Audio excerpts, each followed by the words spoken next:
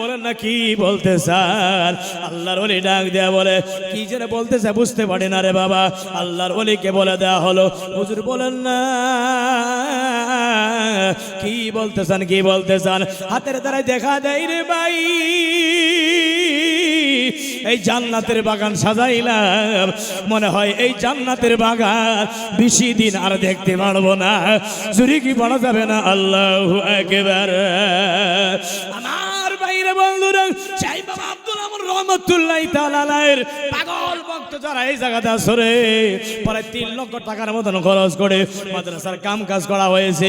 তারপরে বাবা আব্দুল আউয়ালকে বলা হলো হুজুর আরো কিছু কি করবার লাগা আছে, আরো কিছু কি আপনি বলবেন? বলে ও বাবা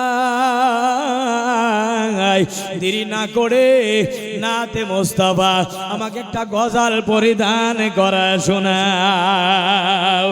আমরা নবীর ইশকেরি দিওয়ানা, আমরা নবীর ইশকেরি দিওয়ানা, তোমরা জানো না আমরা নবীর ইশকেরি দিওয়ানা।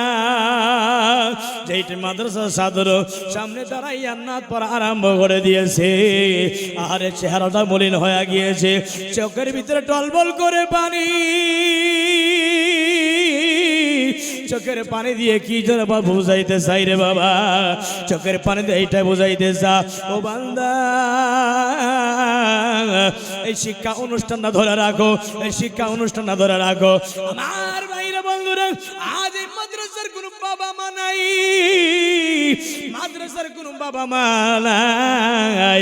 সেই বাবা আব্দুল আওয়াল নির্মাণ করা মাদ্রাসা আমাদেরকে মোহাব্বত করা প্রয়োজন আছে না নাই? আরো জোরে বলেন আছে না নাই? আমার ভাইরা বন্ধুরা, এই মাহফিল থেকে একটা পাগল আমি চাই, যেই পাগল দাঁড়াইয়া বলবো অনেক টাকা খরচ করে কাম করা হয়েছে রে ভাই, বিশ্বাস না হয় মাদ্রাসা ঘরে যাও, যাইয়া দেখো কত সুন্দর করে সিলিং লাগানো হয়েছে, রং করা হয়েছে, বাহিরে কত সুন্দর রং করা হয়েছে, টাকা যায় দেখো না লক্ষ লক্ষ টাকা খরচ করা হয়েছে রে ভাই।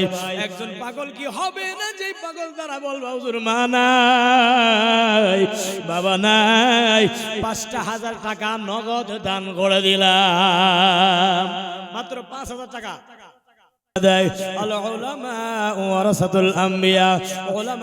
আমি নবীদের ওয়ারিস।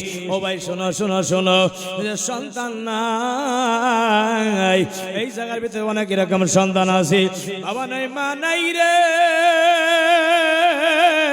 বাবা মা থাকার পরও তারা বিদেশে, তার দিতে দেশে নাই রে ভাই।